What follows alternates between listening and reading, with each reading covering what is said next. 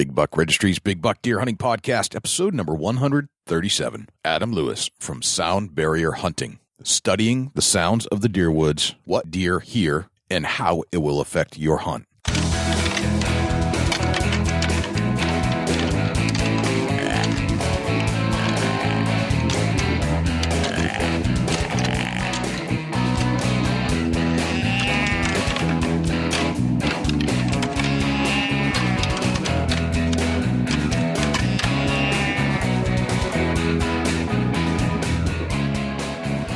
Big Buck Registry is a virtual museum of hunting stories. We preserve a piece of Americana by interviewing and recording hunters about their hunts and experiences from across the country. And who knows, maybe we'll learn a thing or two along the way that'll help us take our hunt to the next level. Hey everybody, this is Craig Cushman at Hunter Specialties, and you're getting ready to hear another great podcast from the Big Buck Registry's Deer Hunting Podcast. Hey guys, it's Jim Caesar, owner of Swamp Bottom Media. Get ready for another amazing podcast with Jay and Dusty on the Big Buck Registry Deer Hunting Podcast. This is Milo Hansen, and you're listening to the Big Buck Registry, the Big Buck Podcast. Welcome to another episode of the Big Buck Registry's Big Buck Deer Hunting Podcast. Hey, thanks for joining us. I can't thank you enough.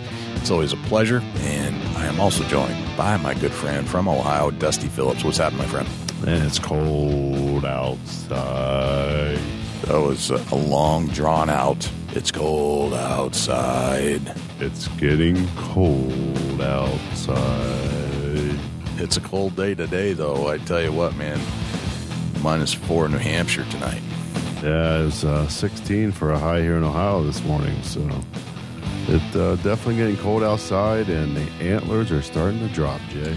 Yeah, man. I've been talking to of my neighbors who we've been monitoring the same deer, and we know for sure that the shed is gone from this one deer, both antlers, and now the game's on.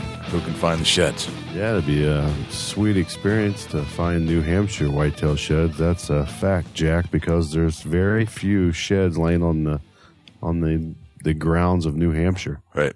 So if you find one, it's your lucky day. Right. Yeah. Put it that way.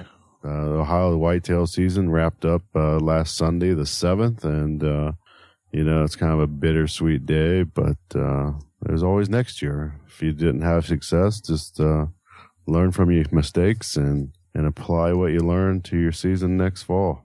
I had a great time hunting in Ohio this year. It's first for me, and I learned a lot about how you hunt. You were gracious enough to host us and teach us what you know about the Ohio whitetail woods, something I didn't know a thing about. I probably still don't know a whole lot, but you taught me a lot. So it was a very good experience. Looking forward to joining you another time next year, if you'll have us back again, of course. Yeah, I reckon I can pencil you in. You can fit me in for a day somewhere. Yeah, we see what we can do, Jay. You and Greg, we had a great time, and you're welcome here anytime. Go, man. Hey, when you're walking around in the woods, you make sound, right? Oh yeah, especially if it's really dry. Yes. Well, we found this one guy that studies this and how sounds affect deer activity and movement and alertness and whether or not they're going to spook. And he's done a lot of research. He's done some field tests. And I thought it'd be kind of interesting to bring him on the air to talk about that specific thing. Yeah, it's something we have never talked about. And, we've talked about all kinds of things that are relative to the science of deer, for sure, how they see, how they smell, and other aspects of that kind of thing. But never the hearing, specifically a show dedicated to the hearing of a deer and sounds that we make and how far off that sound carries and what it might do to the deer if they hear this particular sound. Yeah, I think it's going to change the way you hang a tree stand or approach a tree stand or approach the woods. I think this is going to change your whole program, Jay. Yeah, and it's stuff you probably don't even think about. Yes, we're all trying to be a little quiet out there, but now I bet this show will help emphasize all those little things that you do to not make sound. You'll try even harder now after you hear this show. Yeah, I know you will. That's for sure. Right. No, Jay, I was freaking getting some pork chops out of the oven tonight and burnt my finger, man. Really? There's nothing worse. Yeah, I've always hated when you burn your finger on a pan. Ugh. It takes you the little skin off and it kills all your nerve cells, so you just can't feel anything. Right? Yeah. I mean, it burns like heck for a while, but then the next day it's like you go to touch something, you've got no sensitivity in your fingertips or in that one finger. It's just one of them things where I was like, I grabbed it out with like a hot glove with one hand, and really I wasn't even thinking about the other one not having a hot hand on, a mitten, and grabbed it. It was a little heavier than I anticipated. Went to set it on top of the stove to cool off, and sure enough, I grabbed it with the other hand when I went to set it. Mm-hmm. Yeah, I let go quick. I know that. I was, we had some snowfall here in New Hampshire again, and I was bringing the kids to school, and there was a car accident. There was a Ford Explorer, a little Nissan 4-door sedan, and a giant F-350, beautiful black pickup truck were in an accident. And we were like 3 cars behind it, and we just missed the activity. But the F-350 got the worst of it. It had turned over on its side and was covering the entire lane or 2.5 lanes of the highway, so you couldn't pass. And then the Explorer and the little sedan were still kind of wrapped up. Everybody walked away from it, fortunately, but that was a little slick on the highway. But as I'm sitting there in traffic waiting for things to open up again for the crews to clean up the mess, a firefighter drops his cell phone out of his pocket. It lands in the middle of the highway, and me and the truck driver behind me and the lady in front of me sees this. So the lady in front of me sees it, and she casually gets out of her car, and she's looking around like, should I go pick this up? Of course, nothing's moving. The fire truck's right there, and there's, all the other emergency vehicles and her cones up and down.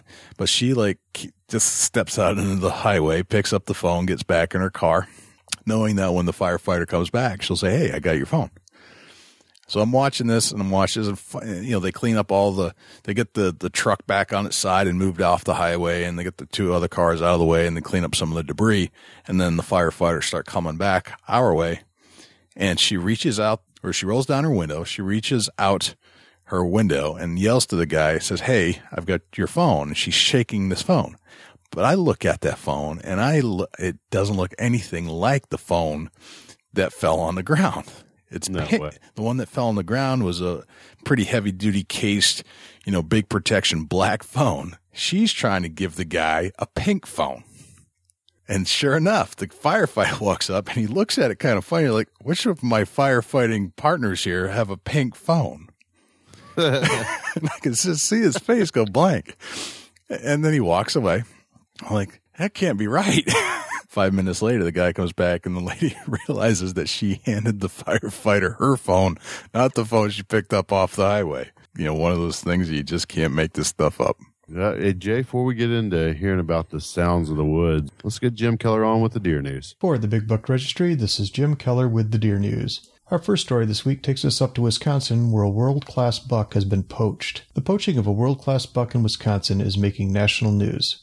Buck was killed just north of Shiocton, Wisconsin, which is 2 hours north of Milwaukee and 30 miles west of Green Bay. According to the DNR, the deer was illegally shot on January 22nd in the middle of the day. The deer was well known to local hunters who had been pursuing the deer for the past 2 years. It was estimated to be a 180-inch class whitetail buck. A GoFundMe page has been set up to raise reward money for any tips leading to the arrest of the poacher or poachers. Anyone with information about the illegal killing is asked to call or text the Wisconsin's DNR hotline at 1-800-847-9367 or report it online at dnr.wi.gov.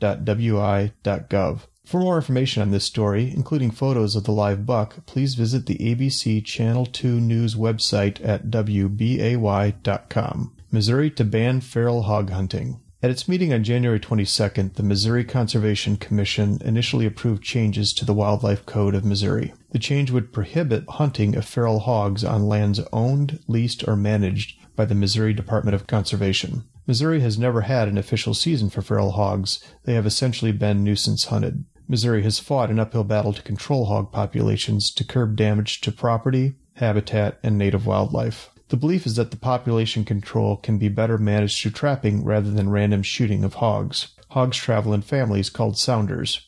Killing random members of a sounder only makes the rest of the group flee to a different area and continue the destruction and reproduction. Trapping would allow the capture and removal of the whole sounder, thus stopping the destruction-reproduction cycle. The proposed rule change will be open for public comment from April 2nd to May 1st. For more information, please check the Missouri Department of Conservation website at mdc.mo.gov.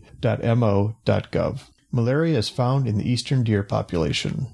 A new scientific study has concluded that a malaria parasite has been found in 18% of the eastern U.S. deer population. The Smithsonian Conservation Biology Institute's Genetics Center made this discovery while researching mosquitoes that have infected birds at the National Zoo in Washington, D.C., which have also been infected with various strains of malaria. No deer studied in this process showed any signs or symptoms of malaria. There is only one example in recent history of a deer being found with this same parasite, and it was in Texas in 1967. Of the over 100 parasites that cause malaria, only 4 are known to affect humans. The parasite found in white-tailed deer is not one of those 4.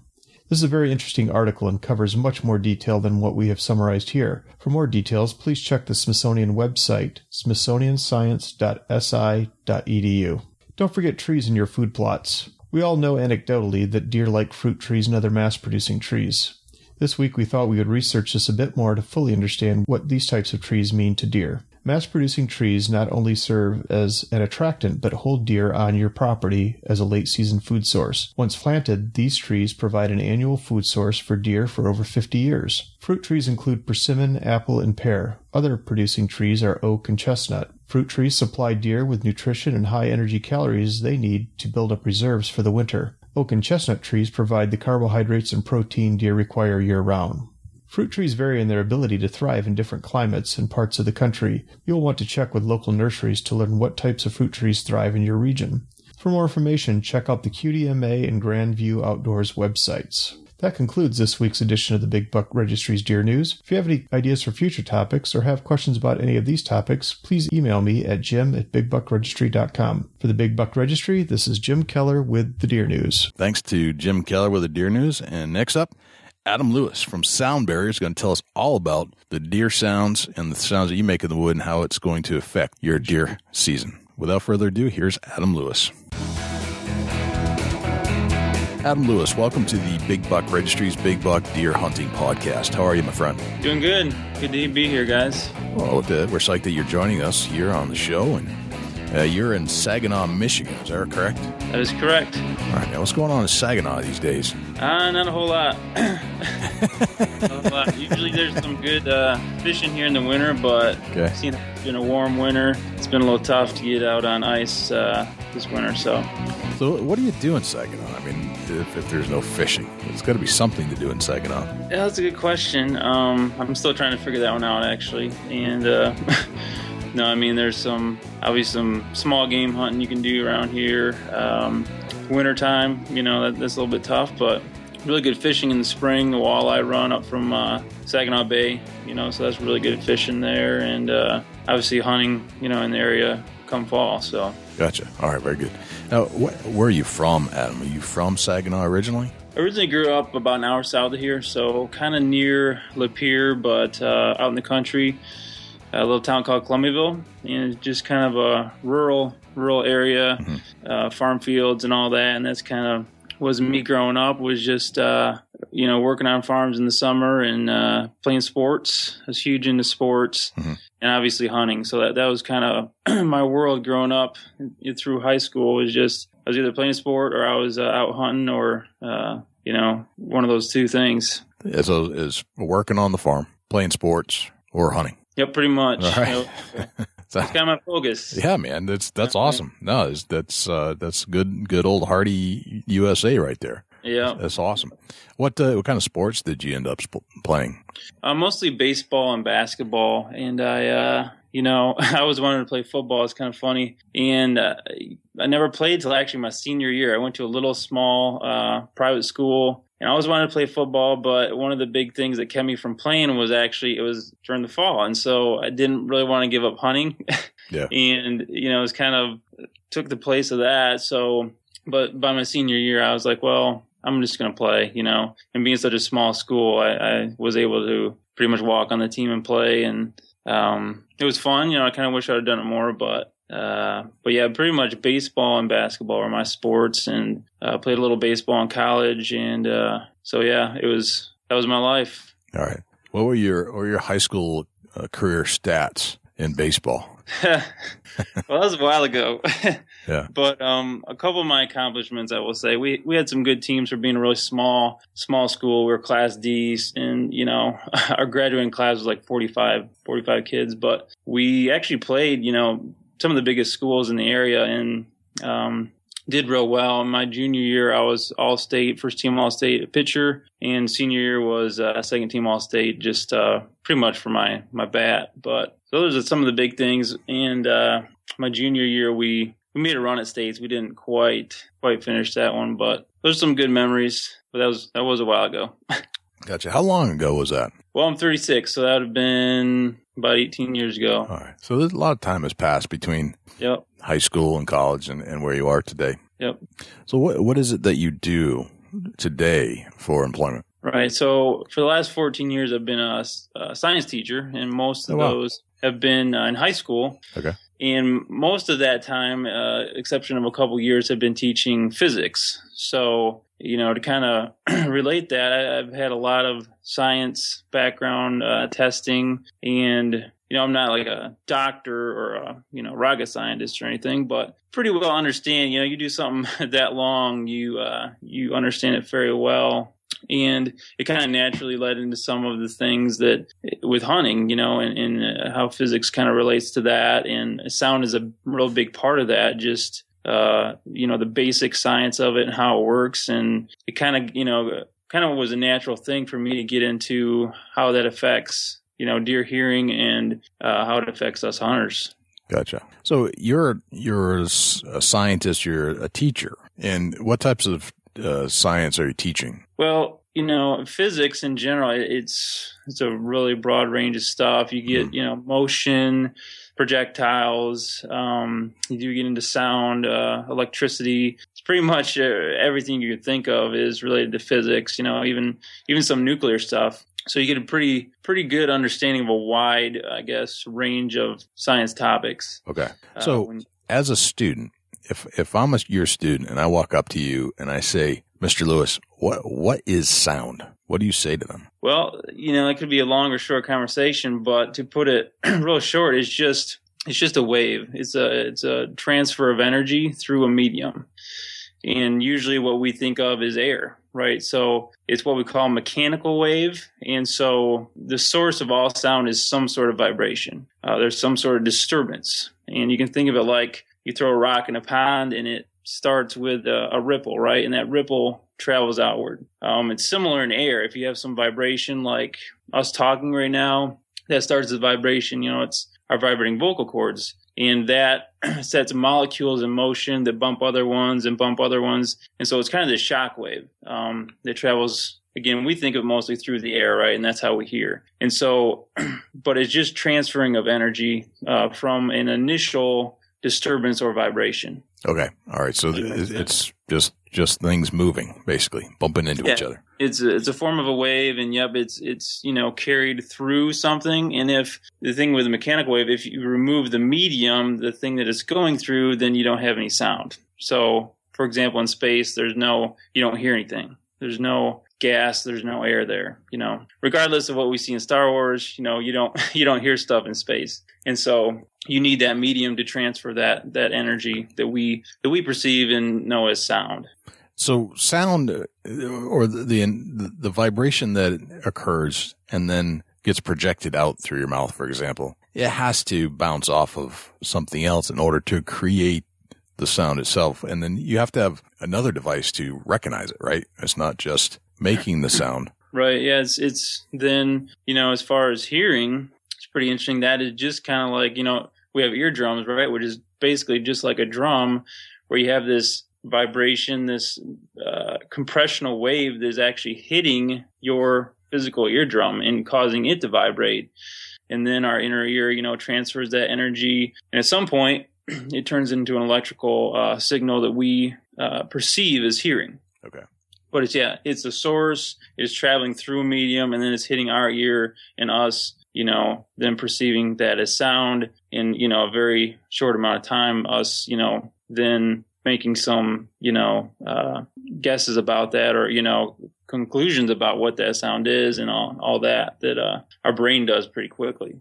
All right. So let me ask you and this is so cliche, but I got to ask it. So if a tree falls in the woods and there's nobody there to hear it, does it make a sound? You're the one person that I know will have the answer to this question. Physics would say it makes a sound for sure. All right. So that being said, if you're making sounds in the woods, then there must be something there to capture and listen, right? There's something listening on the other side. And in this particular scenario, we're curious about deer. You said being a physics teacher and studying sound, that you've been focused primarily in the sounds that deer can hear, if I'm not mistaken. Yeah, I've done a lot of research in it.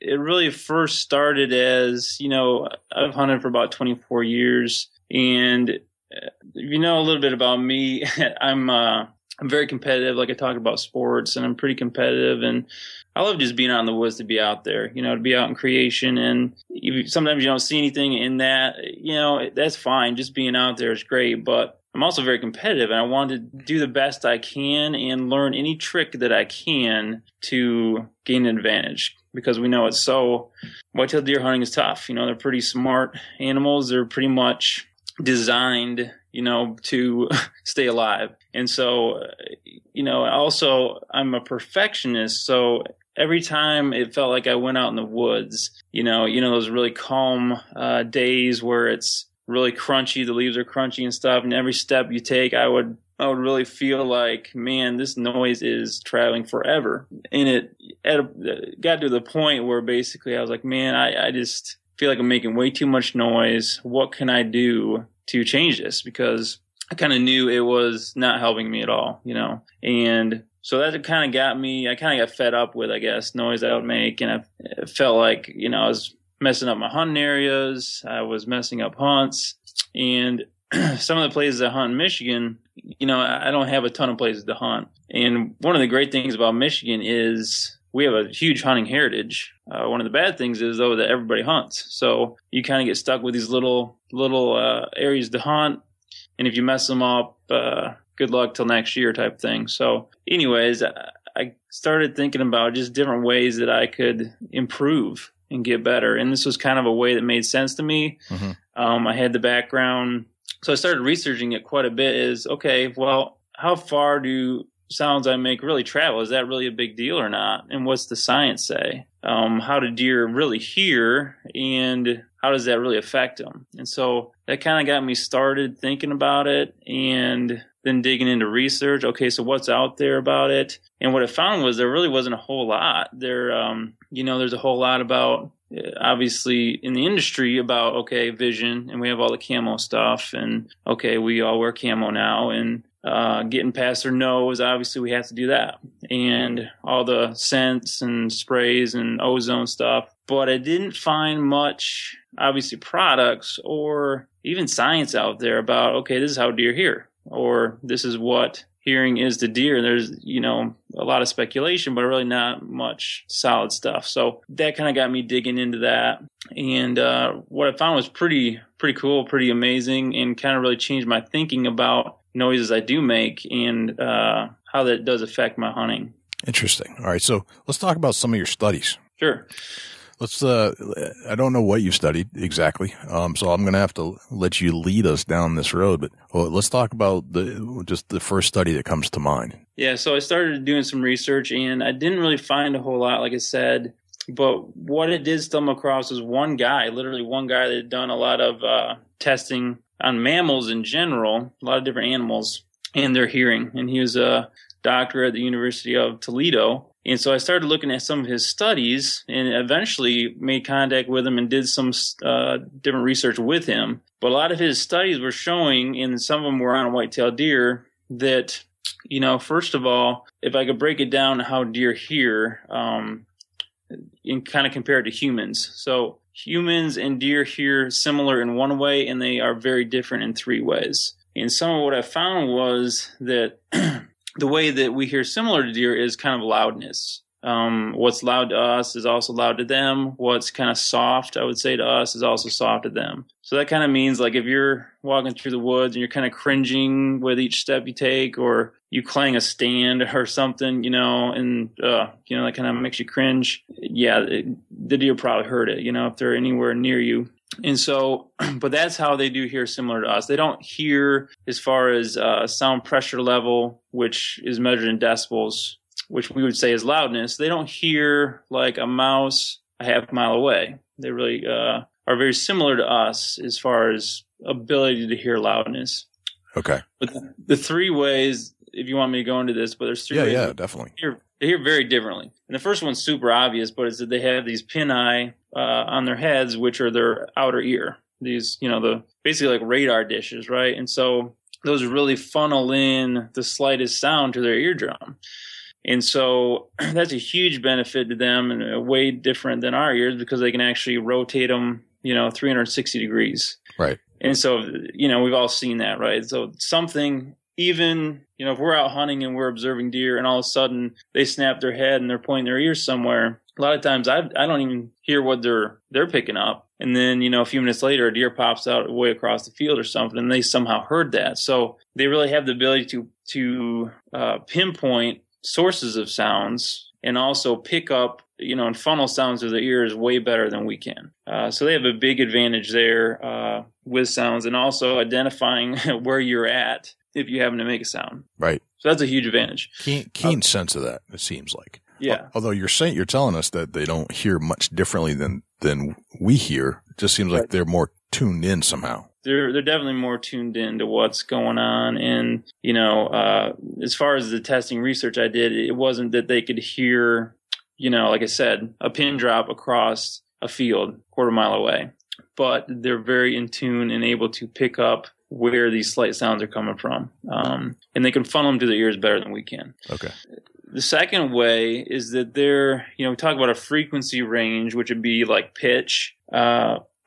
Theirs is different than ours. They have a different sweet spot than ours. And I say sweet spot, that would be where they can hear the best. Humans hear best between 2,000 and 4,000 hertz. That'd be like speech level, which makes sense. Deer, it's around 8,000 hertz. And, some might argue, well, that's for vocalization, and some of it's for that. But several of the things that I wound up finding through some of this research is that it's primarily to keep them alive. It's primarily to hear things, and,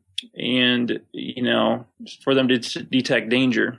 And coupled with that, one of the things that I did was take 24 common hunter noises. So things like walking through crunchy leaves, breaking branches, clanging a tree stand, walking in gravel, whatever it might be. I took 24 of these common hunter sounds, went in the lab, kind of the soundproof booth, with all this equipment, and we tested, okay, how loud is it, first of all? And then we tested what frequencies is this making? And it was pretty interesting to see that the majority of these sounds that all hunters make that we really can't avoid, we can try to and do our best, but it's really hard to avoid them.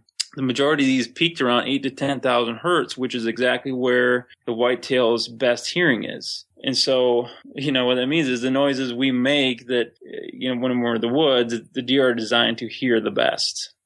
So that's one way they hear differently and better than us, and are designed really to pick up on that stuff. Okay. Gotcha. So it sounds like you've done some research. Did you do actually any field testing to determine some of this stuff? Yeah, the field testing got in more with, some product stuff we've been working on, and all that. And to just kind of continue on that, one of the things also that we looked at was, okay, how far do these sounds travel? Okay. And some of that is in field, and some of that is stuff that, just being out hunting, you hear noises and you kind of have an idea of how far that source of the sound was from, right? Well, that sound traveled a couple hundred yards or whatever it might have been. And also there's some physics equations you can apply to that. So when we tested these sounds, for example, like walking through leaves, we took an average of, okay, it's this loud when it's crunchy out. The leaves are nice and, dry. And when you extrapolate that out and calculate that, you can get a distance that's going to travel that the deer will be able to hear that. Okay. And so we looked at all of those, and, it was surprising in a way. And then when I really thought about it, it wasn't. But, things like, for example, crunchy leaves under the right conditions. Now, if it's really wet out or whatever, obviously they aren't going to be making much noise at all. Right. But if it's a really calm day, and really, clear conditions and low background ambient noise, things like crunching through leaves can travel 400 or 500 yards. And that's when I first looked at that, I was like, well, is that correct? But then when you start getting in the field and think about it, there are a lot of circumstances in hunts I've been on where I hear something really long ways away. And I'm like, okay, where is it? It's coming in. Sounds do travel really long distances on some days. I think more than a lot of people think. And we've probably all been out there, and, I hunt in sometimes kind of neighborhoods, so, yeah. You hear stuff half a mile away, someone in their yard or, whatever, someone driving down the road. And it was really a telltale thing. And we got a chart on our website that just shows these different sounds and how far they can travel under the right circumstances, and just kind of shows how important it is that we don't make those noises. And what did you find? Let's talk about some of the examples. Right. So for example, here, and it depends on some of the frequencies too. But sawing a limb, so you're just like trimming out a stand that can travel about 80 yards or so. That sound. Okay. Things like steel on steel, maybe like with a tree stand or something. Yeah, you bump something up metal on metal. Yeah, right. How far does that go? 250 or so yards that can travel. Wow. Yeah, walking in dry grass, so really crunchy grass, that you're kind of walking through, and it's like goldenrod or things like that. Yep. That can travel 250 yards too. And even like I said, like dry leaves, you might not think it. And again, it depends on conditions, right? If it's windy, that's going to change things. If it depends on pressure, it's going to depend on moisture, all that stuff. But these really calm, crisp, days and mornings, walking in leaves can travel up to a quarter mile. And even, if you do the dreaded metal on metal, clang, like, for example, like a climbing stick or something like that, that can travel up to 1,000 yards. Wow. And so, up to half a mile. And that seems like real far, and it does depend on different factors. But if you think about it, I've heard things I know that came from over half a mile away. And so it's kind of a rule of thumb. And we got, again, some of these on our website, but just kind of went to show me like, wow, I really need to start thinking about and concentrating more on different sounds I make when I'm hanging stands, when I'm coming and going, and how much that's going to impact my hunting area. Gotcha. Now, were you able to study the whitetail's reaction to some of these sounds made at a distance, and whether or not they changed their behavior, put them on alert, scared them away, or anything like that? Right. Haven't been able to do a ton of testing with that, to be honest. Some of what I've done is research based on that and what other people have done. Okay. All right. And what did you find in those cases? Yeah. So one of those it's kind of a well-known one, the King Ranch collared buck study in Texas, but they basically put these radio collars on mature bucks. They kind of tracked them through a hunting season. They had known locations of hunter stands. And what they found was that after one interaction with a hunter, that these bucks, changed their routes extensively. They avoided these stand areas. And so that could be, they saw the hunter. Obviously, it could have been that. They could have smelled the hunter in that area, or they could have heard the hunter in that area. So in general, I guess what that tells you is, if you're making unnatural noises, or they're unnatural smells, or they're seeing things that are not natural to them, they're going to change their behavior pretty quickly. Okay. All right. What other studies have you looked into regarding sound? Well, one that I'm actually writing an article on right now, I'm hoping to get published, has to do with, the senses and how they're linked together, and particularly sight and sound. And not to give away my article, but basically it shows that there's a really strong link between sight and hearing. And really? Okay. Yeah. And it makes sense if you think about it, like obviously their three senses are made to work together, but, scent aside, their ability to smell, which can kind of act alone, actually vision and hearing are wired together. So, and what I found kind of a story I can kind of tell on this, kind of interesting. A few years ago, actually, Dusty, I started hunting down in Ohio. Right. One thing about Michigan is, we have great hunting heritage. We have a decent amount of deer, but there aren't that many big deer, and they're highly pressured deer, So right. Started hunting down in Ohio, and this one occasion I was kind of down to the last day of the hunt type thing, and it had been rainy, a little bit windy, and I just kind of was at the point where I'm like, well, I've got to make this happen or else type thing, It's getting down to the wire. So I want to push my way up closer to where I knew this bedding area was, and it was kind of like at the top of this hill in the woods. It was really thick, and so I just kind of cut my way up through there, had some pruners with me, and there's a lot of briars and brush and stuff. I just kind of pruned my way up in there with my climbing stand and got a tree, climbed up about 25 feet or so, so I'm making all this motion, walking in there and right. climbing up this wide open tree, and got up there about 25 feet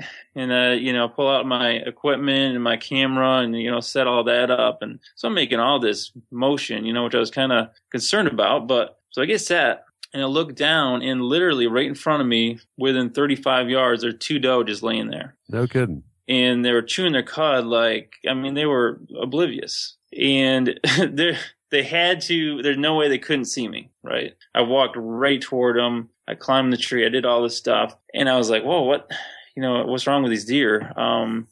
But I kind of realized that, there's no way they could have heard me because it was, it had been raining and it was slightly windy. And so they didn't hear me at all. And they never heard you walk in. It turned off their eyes in some way. And that's kind of what I found through some of that research, is that there's quite a link between those two, which is really interesting. And I, go into more detail in the article, but, so knowing this stuff, whether it be, about sounds I make and the frequencies and how deer hear those and the link between vision and hearing, knowing that stuff can really help me as a hunter. I can leverage that, For sure. Yeah. If I think about it. So that was kind of an eye-opening experience for me. Right. It's going to be a great article when that comes out. Yeah. So, in one other way, just to finish up the three ways, that deer hear differently than humans, and it's a pretty big one, is that they can hear in the ultrasonic range. So that means above. So that means above human hearing.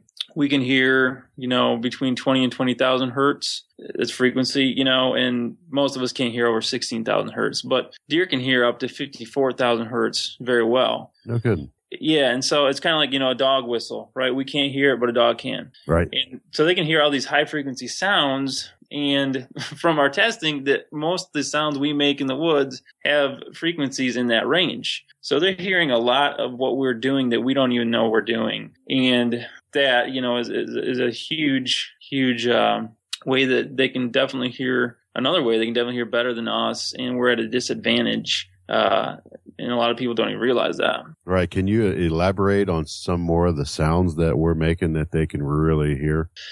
Yeah. So some of the real obvious ones are like any metal on metal contact. That's not only making cringeworthy sounds in our hearing range, but also above that. And there's, the lower frequency sounds do travel a little further than higher frequency sounds, but those are some major ones, like that metal on metal contact seems to just cut through anything. And, what we're hearing is part of it, but there's a big part that we're not hearing that they can pick up on.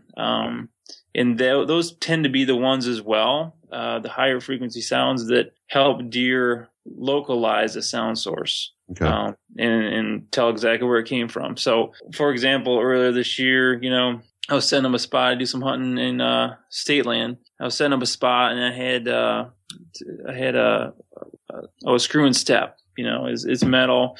I was trying to put that in, and I dropped it, And as it fell, I'm hoping above all hope that it doesn't hit anything other than just like dirt on the ground. But it happens to clang right off my stick, my climbing stick, make all this, loud, metallic, unnatural sound.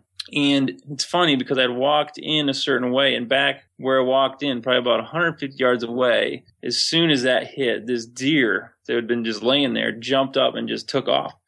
And I was like, well, yeah, this spot's probably not going to be that great anymore this year. But it's those really unnatural sounds, especially, that, the deer don't tolerate. Right. That's, it seems to be that's found a lot of places when you make a lot of high frequency noise like that the deer are zero tolerance. Right.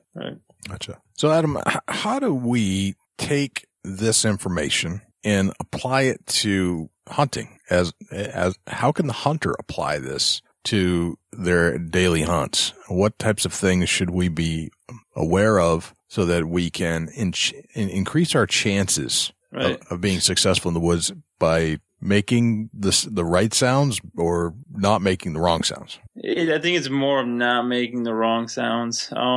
Obviously there's all the calling and stuff that I'm not really getting into that. I'm trying to, and what our goal is to try to help hunters with tips and ways that they can get past the deer's sense of hearing. So that would be, we want to become ghosts, right?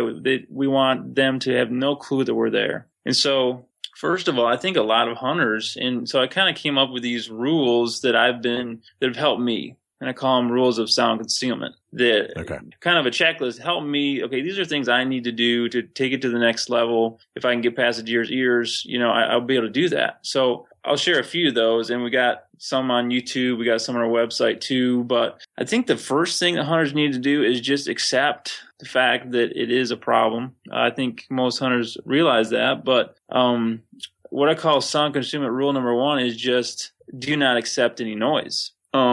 At some point, we have to make a decision, and, it's kind of this could apply to anything in life, really. You get to a point where you're like, okay, how things are not how I want them to be. I want something better. And you make a decision that then changes things. And the first rule is really deciding that you're not going to accept noise anymore. And as soon as you lay down that, challenge kind of to yourself, you are then allowing yourself to be able to get better.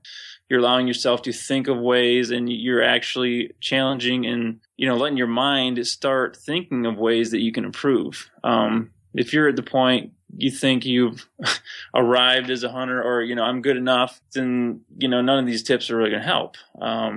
But the first thing is just deciding, I'm not going to accept any more noise. And that's the launching pad. That's the start. And what do you mean by that? You're not going to accept noise. You mean by that we have to be aware of that we're capable of making noise. And because of that, we're not going to allow ourselves to make noise. Is that what you're referring to? Yeah, pretty much. Like I think a lot of hunters, you just kind of accept that I'm going to make some noise. That's just kind of how it is. And so if you get to the point where that isn't good enough for you, you can really start eliminating a lot of that. Okay. Yeah. All right. So you've got your 10 commandments of noise reduction. That's number 1. What's number 2? Well, number 2 is every sound counts. A lot of times I think people, think that they can get away with some stuff, and a deer will kind of forgive that. And deer are not forgiving. They don't, they don't attend mass. They aren't. Their goal is to stay alive, right? So there's no quota of, well, okay, I didn't make that much noise getting into my stand tonight, or doing this or that or the other, or setting up my stand, or it's every little sound counts. Every little sound can make or break your hunting area. And if you can eliminate those, and again, change kind of a mentality, that's kind of related to number 1, but that can really change things for you and really help you out. So it's, realizing every sound counts, whether it be, buttoning buttons even, or zipping zippers, or any little thing that you do, can make a pretty big difference. Okay. All right. And I don't think we have time for all 10, but is there a third one? Yeah, rule number 4, I'll jump to that one. Okay. That's probably my favorite, and little short story with that one. It has to do with turkey hunting, but it shows kind of the idea. And a few years ago, I lived in Nashville, Tennessee, and had access to a property hunt there, and I was turkey hunting with a buddy of mine, and we'd drive back down this long driveway to this. It was a abandoned house with a bunch of property, and we got back there, and these turkey were already out in the nearby field, and so we were kind of stuck in a bad place because there's no way to get at them without being seen. The only thing we could do was sneak kind of around the house and back through this backwoods, this super thick, tick-infested woods, and try to stalk in from the backside and catch them out in the field. So that's kind of what I did. And over the period of the next hour, I was rushing to get around the house and sneak up in there and hoping they were still out there. But over the next hour, I just picked my way through the woods and all this thick brush and stuff, and I would utilize my environment to help conceal the sounds I knew I had to make. So whenever I would have to just bust through some brush and scrape and make noise, I'd wait till a gust of wind came up to allow that to conceal that. Whenever I had to make a step that I knew was going to be loud or crunchy or whatever, I'd wait for, a bunch of birds making noise, or luckily there's an airport near there. So when a plane flew over, I could make some motions and noises and get away with it, because it covered it. And so I was able to get up to the field edge, and the bird was still out there, this big Tom. And at that moment, it was one of the worst moments of my of any hunts I've been on, I think, because at that point, the bird's probably about 7 yards out there, and I'm thinking, okay, he gets just a little closer, and I can have a shot. And I realized that I had not racked a shell in the chamber, and so I'm like, okay, how am I going to do this? And so I decided what I'd do is I was like, okay, I'm going to wait for the next plane to fly over. And when it's flying over, I'll let that cover the noise I make. And so that's exactly what I did. It flew over. I racked one in. I was able to get the bird. It was probably the biggest bird I've ever shot. And because I utilized something I call cover sound. And that is kind of like probably an old Indian trick, I would guess. But just being aware of your environment and moving when sounds around you allow you to move. And the best cover sound is wind. I mean, if it's windy out, we all know that, we can do whatever. We can trim out a spot. We can do all that noisy stuff we need to do in an area without the deer knowing we're there, without them hearing us. And so utilizing cover sound, whether it be little things, as you're coming and going, or like I said, if you want to hang a set, wait till it's rainy, windy out, get in there and do it and do all your trimming and stuff. And that will conceal or utilize that cover sound to, not let deer hear you've even been there. Gotcha. That's a good one. That's interesting. I wanted to kind of, now that we've acknowledged you as a deer sound expert, I have a few that have kind of popped in my head as I'm listening to your stories. And I definitely want to get into your backpack and do a gear check. And I want you to take us on a deer hunt here in a minute. Before we do that, just a couple things popped into my head. And Dusty, if you have any particular sounds that are popping into your head that you want to kind of address, one of the things that drives me nuts are zippers, right? Yeah. Zippers are too loud, especially on deer blinds. Yep. What should we be thinking about as hunters to cover that kind of sound up, or is it even possible? Well, first of all, I wouldn't say I'm the expert. I've done a lot of research, and I'm sharing what I do know. But yeah, I mean, some stuff is just, it's almost like either you accept that there's noise made with that, or you don't use it. I mean, until there's some things out there like alternatives to those really noisy zippers, it's almost like, okay, this might be okay in this situation, but in this situation where I know the deer are bedded close and this zipper is super loud, maybe I have a different, setup. Yeah, I mean, that'd be something that hopefully with education, some of these manufacturers kind of come up with some different solutions for that, because I'm right there with you. Some of that stuff is just super loud. Right. Okay. Velcro. There's another one. Yeah. Is that a nuisance? Is that a problem? Were you overthinking this, or is this something that? No, like all that stuff I think is an issue. So, I try to avoid materials and things that I know will make noise. Like, for example, my release for my bow has Velcro on it. So I will put that on, at the truck. I won't put that on or take it off when I'm in the woods. Some of it's hard to avoid, but if you can not buy clothes with Velcro or really noisy zippers or that stuff, if you can avoid it in the first place, I'd avoid it. If you can't, then figure out a way to at least not utilize it or minimize it when you're out in the woods. Okay. All right. What about nylon pant material? Notice that, this is not your best stocking, still hunting type attire because it makes that, slick side to side wishing sound. Right. What do you think about that stuff? Does that matter? I haven't specifically tested that as far as the frequency and, how far that might travel, but, I would say avoid it if you can, you gotta, a lot of that is like waterproof type stuff, I'm guessing. And so I guess you got to weigh the consequences for yourself. But if you want to be silent, I would go with they have more of this now, more that it's a lot softer material. It's almost like, just really plush wool or something like that that's more natural and isn't going to make that noise. Gotcha. Okay. Any sounds come to mind, Dusty, for you? Yeah, is there any particular boot material that you've found different? Not necessarily. As far as just like stepping or just kind of things brushing against it. Yeah, both scenarios. It just seems like, you go to a pair of rubber boots, seems like you get less sound, but on a cool, frosty morning, you can almost get a squeak when something passes by it. Yeah. Have you noticed any boot material, or have you done any studies on boot material? I haven't done any studies on it. Off the top of my head, I would think leather is a pretty natural thing. The thing with that is, guys might talk about, a scent. You don't want to go with rubber all the time, So, yeah, rubber can squeak if you get against something that's wet, like maybe your stand or whatever. So I think on an individual basis, you almost have to look at your gear and go through your gear and say, okay, what are some potential noise sources here, and how can I eliminate those?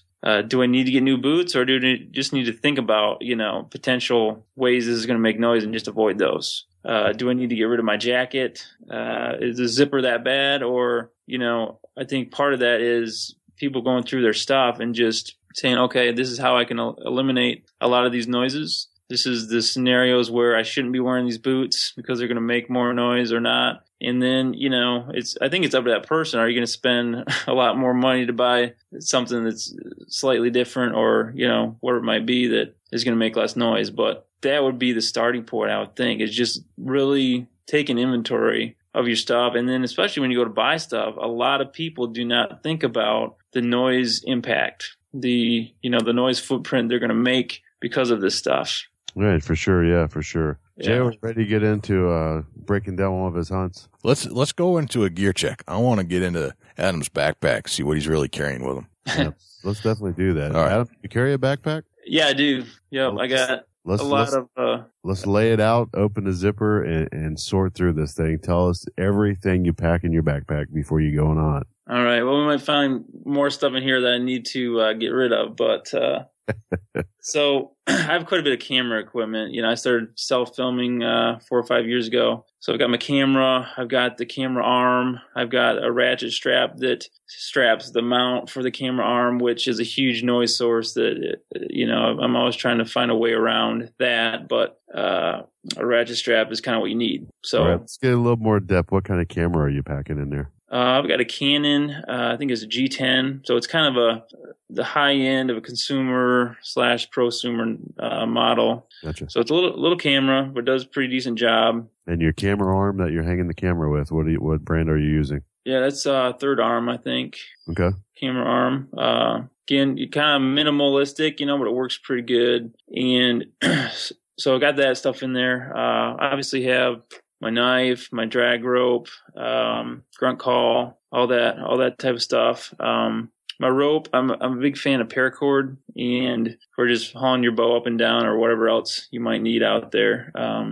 Those are some of the main things I think in my pack. Okay. What kind of camouflage are you wearing to go on your hunts? Oh boy, I kind of mentioned that article earlier, and I kind of mentioned this in there, but honestly, I buy what's on sale. And, I think some camo is a little better than others, but Honestly, it's about, and this is what a lot of science is finding. So I think this is good for guys that can't afford all the newest, greatest camo, but it's about breaking up your form more than anything. So, I might not be the most stylish hunter, but so I've got some real tree, I've got some mossy oak. Sometimes I mix and match, and that's kind of a faux pas, but the deer don't seem to mind. So I guess it doesn't really matter to me too much either. Gotcha. Okay. Yeah. That makes sense though. I mean, you got to do what's affordable and what works best for you. What kind of bow are you shooting? Right now I have a PSC. It's a PSC Stinger. I've had it about 5 or so years. It's done pretty good, but I think this year I'm going to look around and see maybe time for trading up. Gotcha. Okay. What arrow are you shooting out of your bow? That's a good question. Let me think for a second here. I think gold tip. Gold tip arrows. What kind of broadhead are you tipping the gold tip with? I have Thunderheads. Mechanical or fixed? They're fixed. Fixed broadhead. Okay, so we broke down your backpack. We broke down your bow. What kind of tree stand do you most prefer? I do like lone wolf tree stands. I have a climber that's a lone wolf. I just got their new Alpha Tech. Hang on, I like that quite a bit, and what makes the lone wolf your choice of brand? They're just solid, and part of that too is a few years ago I had another brand I won't mention, but I noticed made noise. In particular, when you get out the part you have to wrap around the tree, I was making noise there. I was making noise if it hit any brush, there was a loud ting noise. And I went to the Lone Wolf because they have more sound deadening stuff.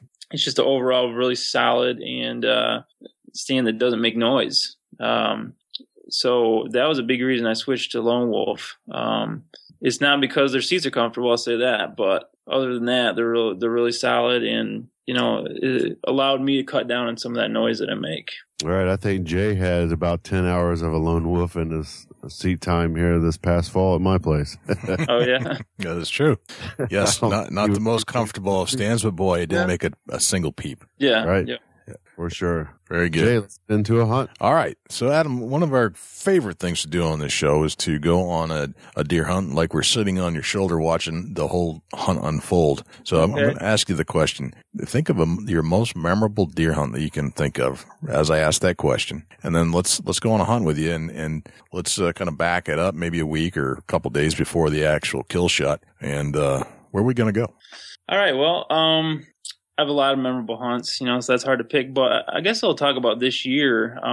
This year was kind of a tough year for me. I did take, a doe and a decent buck here in Michigan, and I hunted in Ohio and struck out there. But I'll talk about this year, and just to kind of give the week before, I guess. So it's mid-October, and last few years I've particularly done a bow camp with a few guys, my dad and my cousin and another friend of ours. Sure. And so we do this. We go to state land, it's highly pressured, but it's decent hunting. And we hunt there, and it's more about, getting out and getting away from everything and the camaraderie. And every now and then we get a decent deer, Yeah. And so I was out there hunting and didn't have a lot of luck. Run into some people, you put all this effort into scouting a spot out, and then all of a sudden somebody walks in on you or whatever. And so anyways, that was a memorable, turned out, wasn't great for me, but it turned out to be a really memorable experience because, one morning I'm out hunting, walked in the dark, and got up in this tree, and right about first light, this guy comes in about 100 yards from me. I'm like, okay, right. Well, somebody you know or somebody? Oh no, someone I didn't know. Okay, this is public land. Somebody you don't know. All right. Yeah. So, all right. And you said it was October. What was the weather like that day? It was really, it was cold, crisp morning. One of those mornings you want to be out hunting, Yep. And so I'm set up there with this guy, and it's getting light, and I'm like, well, I'm not gonna move, and I'm sure he's not gonna move.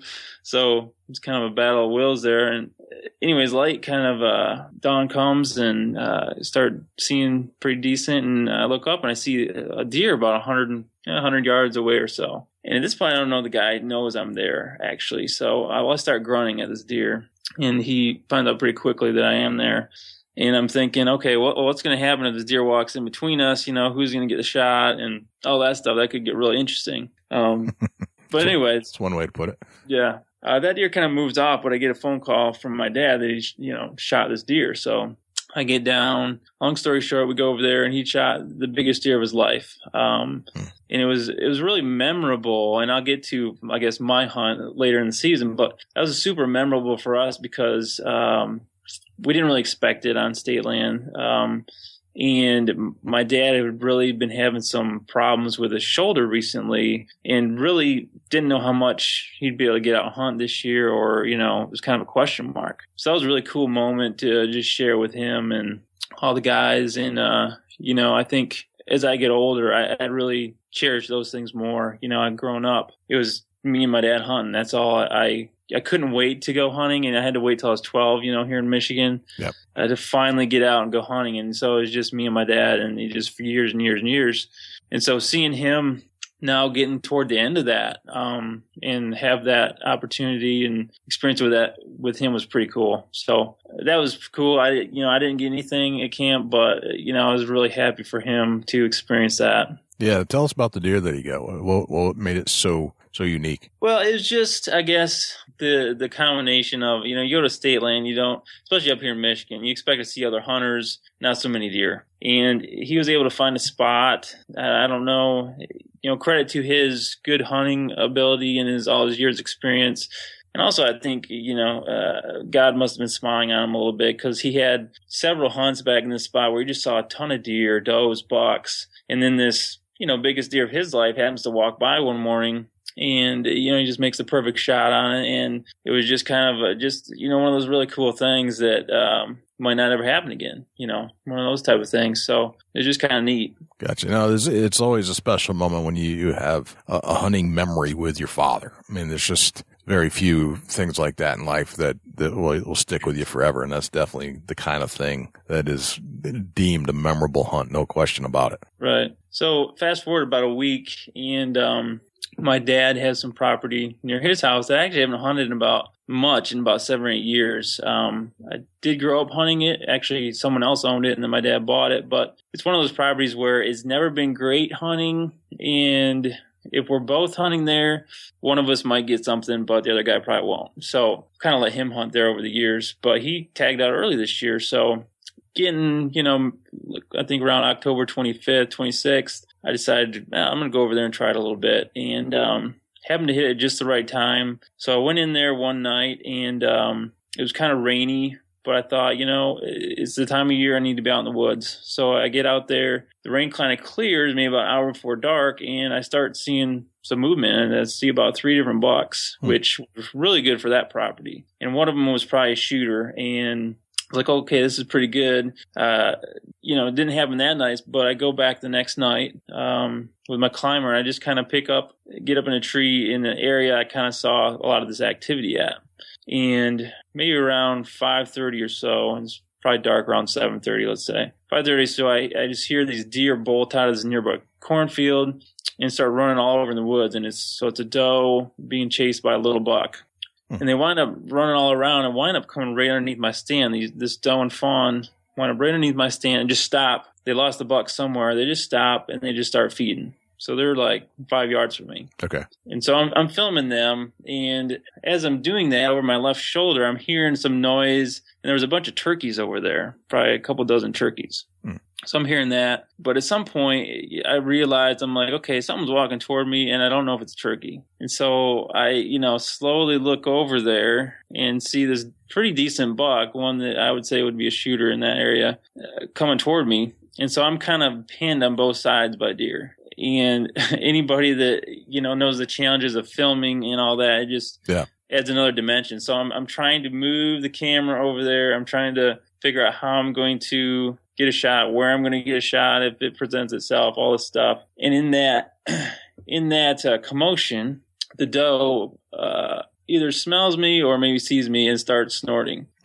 And so everything's on high alert. This buck just stops and is staring. And at this point, I'm just holding my bow kind of, out. And so my arm, after minutes and minutes and minutes go by, my arm starts getting tired, and I'm trying to just, not move a muscle. anyways, after about 10 minutes of this, back and forth and that doe snorting, and the buck presents a very quick shot. And I have to say, wasn't the best shot I've ever taken. At probably about 42 yards or so, and wound up just totally missing him. Gotcha. Was not the best moment, but anyways, soon thereafter, he didn't go very far at all. Soon thereafter, I see another buck coming from straight south of me, which would be straight where I was looking at the time. Yep. And there's 3 of them out there just milling around. And this buck, I start grunting to him, and he winds up coming and circling around me, and I wound up drawing on him 3 times. Couldn't get a shot each time. He would just do something where he'd turn. He's almost in an opening. Yep. And then he'd turn and walk away. And I'd grunt some more, and he'd kind of come back. He was curious, but, he just thought something was up. And so, again, finally, he winds up walking in an opening, was able to get the camera on him, grunt, stop him, and, redeemed myself with a 38-yard shot and smoked him. And, I went like 50 yards, and that was that. So that was a pretty cool, I guess, overall ending to a potentially bad hunt. And the cool thing was, kind of after that, I realized, wow, I haven't shot a deer, in this woods, kind of getting back to the sentimentality of, I guess, hunting and hunting with your dad and different people that, you grow up hunting with.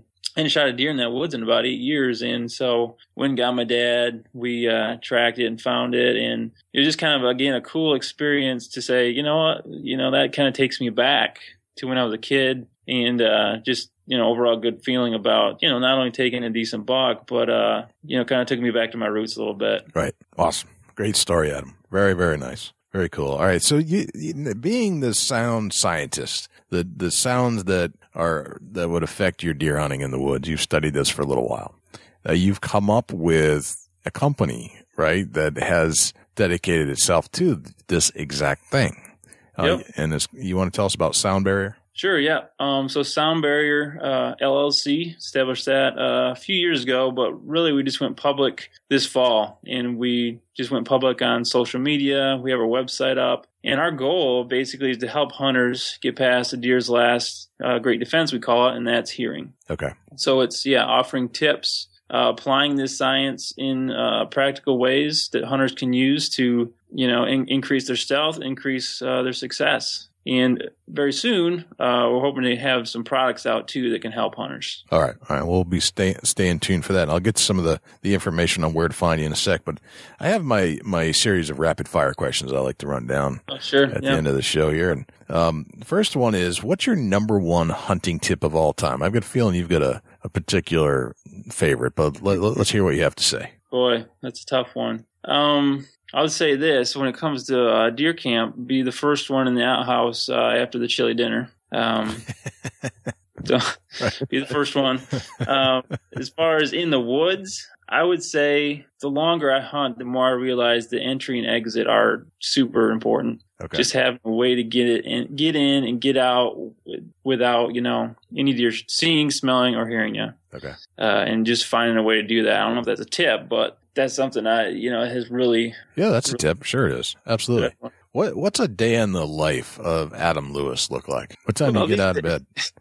I get out of bed around 6 o'clock. Right. Head to work, do my teaching stuff, deal with teenagers and parents and all that great stuff. And then after that, it's come home and I work on, stuff with Sound Barrier, whether it be maybe writing an article, filming a video blog for our YouTube site, or having a team meeting with the rest of the guys. There's a few guys on the team, and just working on product development stuff. It's one of those, or all those things. And then it's like, okay, it's midnight. I probably should get some sleep. So, other than hunting season, obviously in there, I'll be hunting too. So, yeah, right. But that's kind of my life right now. All so right. It's pretty busy. So what's a hunting day in the life of Adam Lewis look like? Well, if I don't skip work, right. It's get out of work as quick as I can and race to, where I'm hunting, whether it be down by my dad's or some state land that's near here. And, just getting out there as quick as I can and getting up in the tree.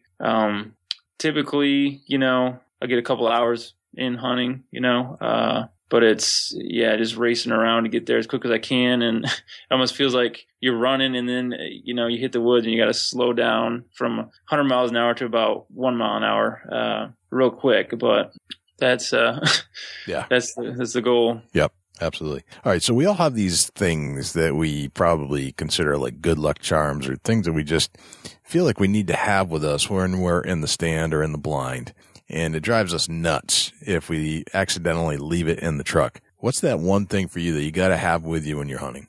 Well, being a baseball player, I've always been a big fan of baseball hats and just having a brim of some sort. So I think a hat, like there's been a few times I can remember where I dropped my hat out of the tree stand. I couldn't, climb down and get it. I just think that's it's an important tool for me, I guess you'd say, psychologically, and also just, blocking sun or whatever it helps you do. But I'd say some sort of baseball hat. Okay. All right. That's fair enough. Yeah. All right.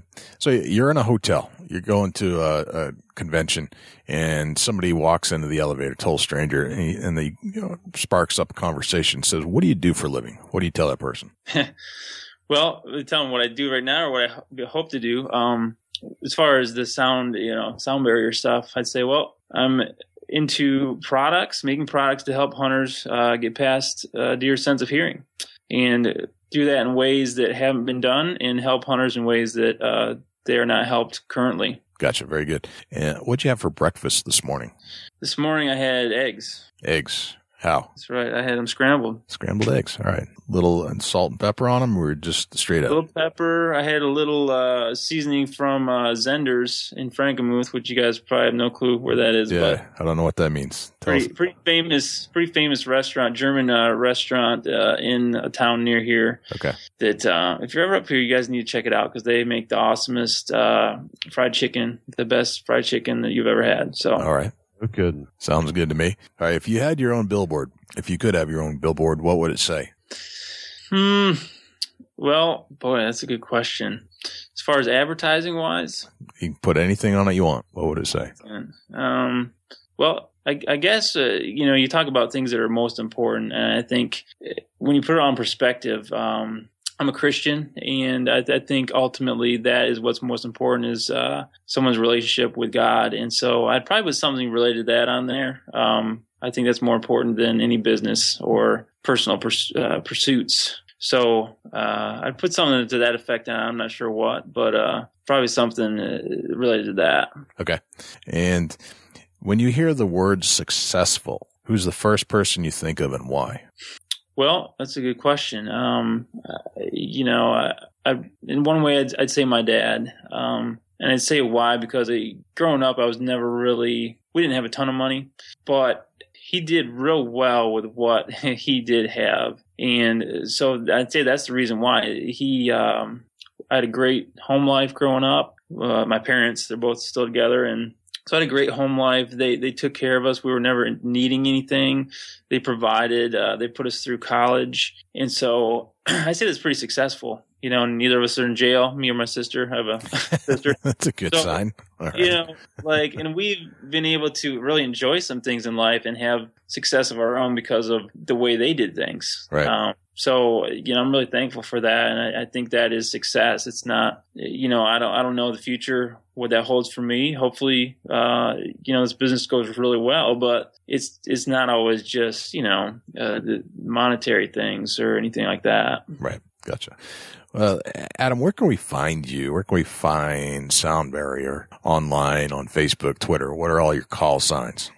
Sure. Yeah. Soundbarrierhunting.com. And we have all our social media on there, Facebook, Twitter, Instagram, and YouTube. So I invite everybody to check those out. We've got a lot of YouTube videos with tips, a lot of stuff on the website that describes more what I've been talking about here today. But I would first just go to soundbarrierhunting.com and also encourage people to join the team. There's a link there that says team membership. And if they're interested in some of these products that I can't really reveal right now, but that we're hoping to have out one for this coming fall, they can join the team, and then we'll let them know, the latest of what's going on and, how they can get a hold of those products and when they're available. All right. Very good, man.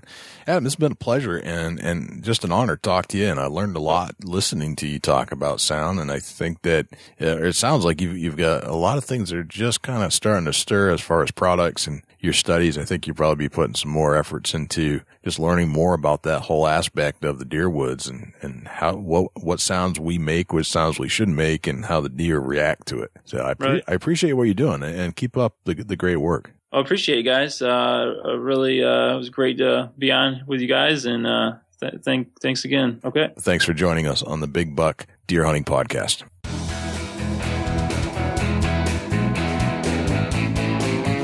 Well, I bet there's a show you don't hear every day.